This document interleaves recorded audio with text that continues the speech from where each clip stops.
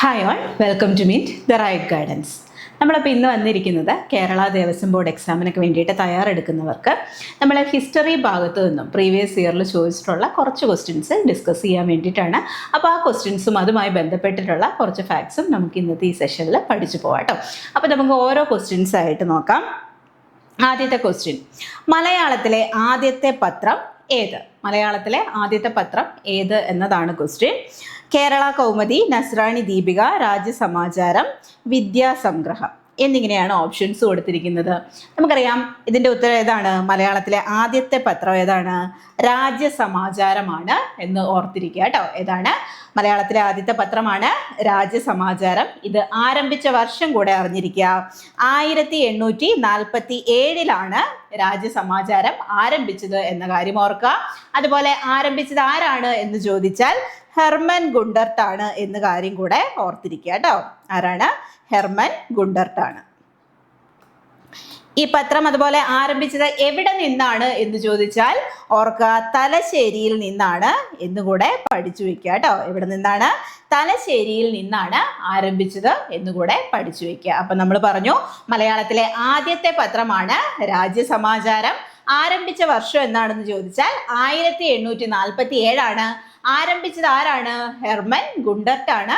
എവിടെ നിന്നാണ് എന്ന് ചോദിച്ചാൽ തലശ്ശേരിയിൽ നിന്നാണ് എന്നുകൂടെ പഠിച്ചു വയ്ക്കുക കേട്ടോ. ഇനി നമുക്ക് അടുത്ത ക്വസ്റ്റ്യൻ നോക്കാം. ആരുടെ ജന്മദിനമാണ് ദേശീയ യുവജന ദിനമായിട്ട് ആചരിക്കുന്നത്? അപ്പോൾ ഇവിടെ കുറച്ച് ആളുകളുടെ പേര് കൊടുത്തിട്ടുണ്ട്. ഗാന്ധിജി, ഭഗത് സിംഗ്, സ്വാമി വിവേകാനന്ദൻ, ജവഹർലാൽ നെഹ്റു. ഇതിന്റെ ഉത്തരമായി വരുന്നത് ഏതാണ്? നമുക്കറിയാം ദേശീയ യുവജന ദിനമായി ആചരിക്കുന്നത് സ്വാമി വിവേകാനന്ദന്റെ ആണ് അല്ലെ. സ്വാമി വിവേകാനന്ദന്റെ ആണ് എന്ന് ഓർത്തിരിക്കുക കേട്ടോ. ദേശീയ യുവജന ദിനമായിട്ട് ആചരിക്കുന്ന ആരുടെ ജന്മദിനമാണ്? സ്വാമി വിവേകാനന്ദന്റെ ജന്മദിനമാണ്. ഓപ്ഷൻ സി ആണ് ഇതിന്റെ ഉത്തരമായിട്ട് വരുന്നത്. എന്നാണ്? ജനുവരി 12 എന്നുകൂടെ പഠിച്ചു വെക്കുക കേട്ടോ. ജനുവരി 12 നമ്മൾ ദേശീയ യുവജന ദിനമായിട്ട് ആചരിക്കാറുള്ളത് അല്ലേ. അതുപോലെ ഇന്ത്യൻ ദേശീയ പ്രസ്ഥാനത്തിന്റെ ആത്മീയ പിതാവ് എന്നറിയപ്പെടുന്നത് ആരാണ്? സ്വാമി വിവേകാനന്ദനാണ് അല്ലേ. ഓർത്തിരിക്കുക, ഇന്ത്യൻ ദേശീയ പ്രസ്ഥാനത്തിന്റെ ആത്മീയ പിതാവ് കേട്ടോ.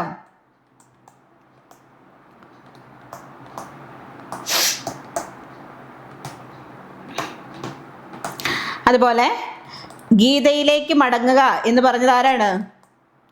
സ്വാമി വിവേകാനന്ദനാണ് എന്ന കാര്യം കൂടെ ഓർത്തിരിക്കുക കേട്ടോ. ഇന്ത്യൻ ദേശീയ പ്രസ്ഥാനത്തിന്റെ ആത്മീയ പിതാവ് എന്ന് ഇദ്ദേഹം അറിയപ്പെടുന്നു. അതുപോലെ ഗീതയിലേക്ക് മടങ്ങുക എന്ന് ആഹ്വാനം ചെയ്തത് ആരാണ്? സ്വാമി വിവേകാനന്ദനാണ് എന്ന കാര്യം കൂടെ ഓർത്തിരിക്കുക കേട്ടോ.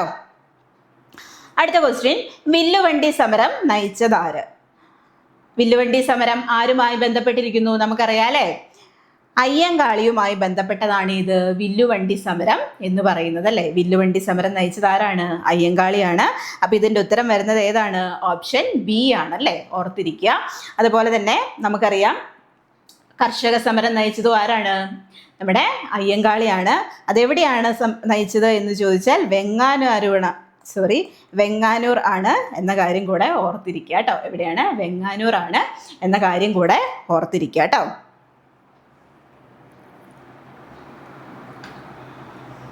അതുപോലെ നമ്മൾ അറിഞ്ഞിരിക്കേണ്ട കാര്യമാണ്, അദ്ദേഹം ആരംഭിച്ച പ്രസ്ഥാനമാണ് ഇത് സാധുജന പരിപാലന സംഘം എന്ന് പറയുന്നത്.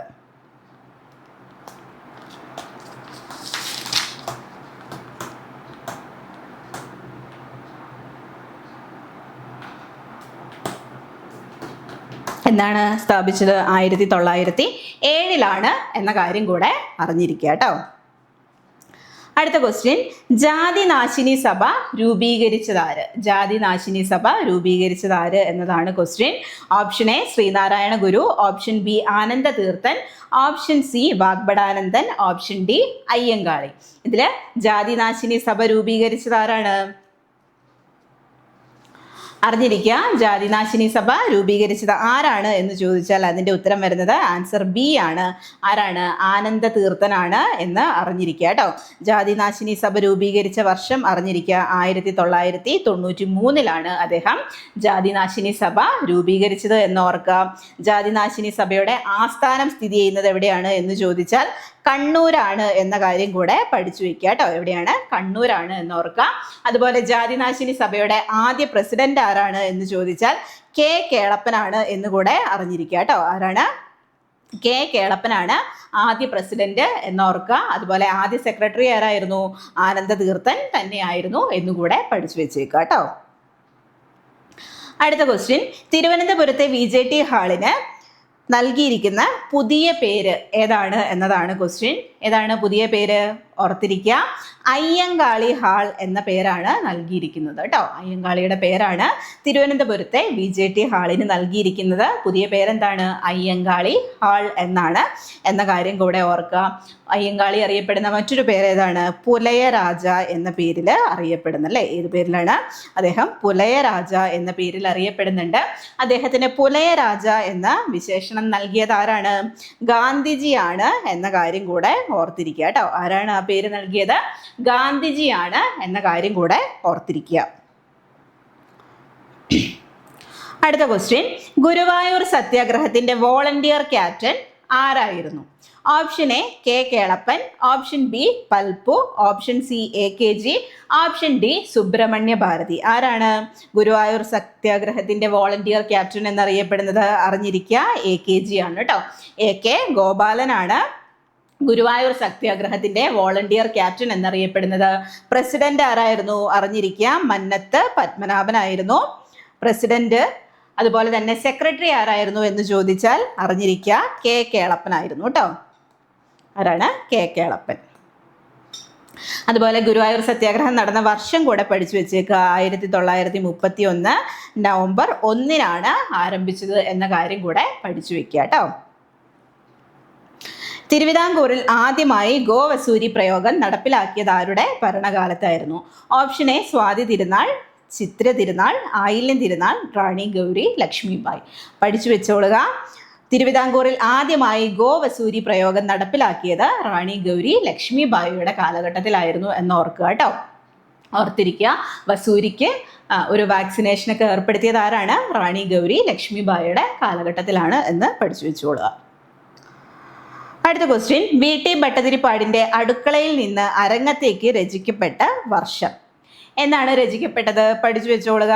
1929 അടുക്കളയിൽ നിന്ന് അരങ്ങത്തേക്ക് എന്ന നാടകം രചിച്ചത് എന്ന കാര്യം പഠിക്കുക കേട്ടോ. അതുപോലെ തന്നെ ഓർക്കുക, അദ്ദേഹത്തിന്റെ ആത്മകഥയുടെ പേരാണിത്, കണ്ണീരും കിനാവും. ഏതാണ്? കണ്ണീരും കിനാവും. അതുപോലെ ഓർക്കുക, യോഗക്ഷേമ സഭയുമായി ബന്ധപ്പെട്ട ധാരാണ് എന്ന് ചോദിച്ചത് ഓർത്തിരിക്കുക. യോഗക്ഷേമ സഭയുമായി ബന്ധപ്പെട്ടിരിക്കുന്നതും ആരാണ്? VT ഭട്ടതിരിപ്പാടാണ് എന്ന് അറിഞ്ഞിരിക്കുക കേട്ടോ. അടുത്ത ക്വസ്റ്റ്യൻ, ഇന്ത്യൻ നാഷണൽ കോൺഗ്രസ് ആരംഭിച്ച വർഷം. ഇന്ത്യൻ നാഷണൽ കോൺഗ്രസ് ആരംഭിച്ച വർഷം എന്നതാണ് ക്വസ്റ്റ്യൻ. നമുക്കറിയാം എന്നാണ്? December 1885 INC രൂപീകൃതമായത്. ഡിസംബർ 28 എന്നുകൂടെ പഠിച്ചു വയ്ക്കുക കേട്ടോ. 1885 ഡിസംബർ 28 INC രൂപീകൃതമായത്. ആരാണ്? AO ഹ്യൂമാണ് നേതൃത്വം നൽകിയത് എന്ന് ഓർക്കുക കേട്ടോ. AO Hume. അതുപോലെ ഇന്ത്യൻ നാഷണൽ കോൺഗ്രസ് എന്ന പേര് നൽകിയത് ആരാണ്? ദാദാബായ് നവറോജിയാണ് എന്നുകൂടെ പഠിച്ചു വയ്ക്കുക. അടുത്ത ക്വസ്റ്റ്യൻ, വയനാട്ടിലെ എടയ്ക്കൽ ഗുഹാചിത്രങ്ങൾ കണ്ടെത്തിയത് ആരാണ്? Option A William Logan, option B Philip Lake, option C Babington, option D Fawcett. ആരാണ്? പഠിച്ചു വെച്ചോളുക. വയനാട്ടിലെ എടയ്ക്കൽ ഗുഹാചിത്രങ്ങൾ കണ്ടെത്തിയത് ആരാണ്? ഫോസറ്റ് ആണ് എന്ന് പഠിക്കുക കേട്ടോ. അതിൻ്റെ ഉത്തരം വരുന്ന ഏതാണ്? ഓപ്ഷൻ ഡി ആണ് എന്ന് ഓർത്തിരിക്കുക. അപ്പോൾ ഇത്രയും കാര്യങ്ങൾ നമ്മൾ ഹിസ്റ്ററിയിൽ കുറച്ച് ക്വസ്റ്റ്യൻസ് പെട്ടെന്നൊന്ന് നോക്കി. അപ്പോൾ ഇതിൻ്റെ ഫാക്ട്സും കാര്യങ്ങളും നിങ്ങൾ കൃത്യമായിട്ട് പഠിച്ചു പോവുക കേട്ടോ.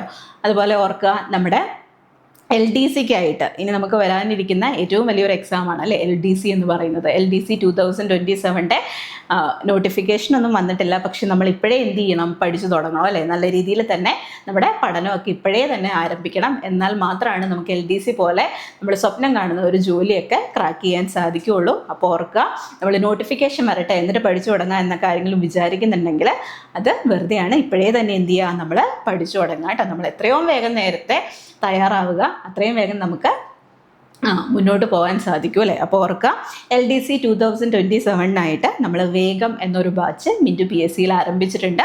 അപ്പോൾ ജോയിൻ ചെയ്യാത്തവരൊക്കെ ഉണ്ടെങ്കിൽ എത്രയും വേഗം തന്നെ ജോയിൻ ചെയ്യുക.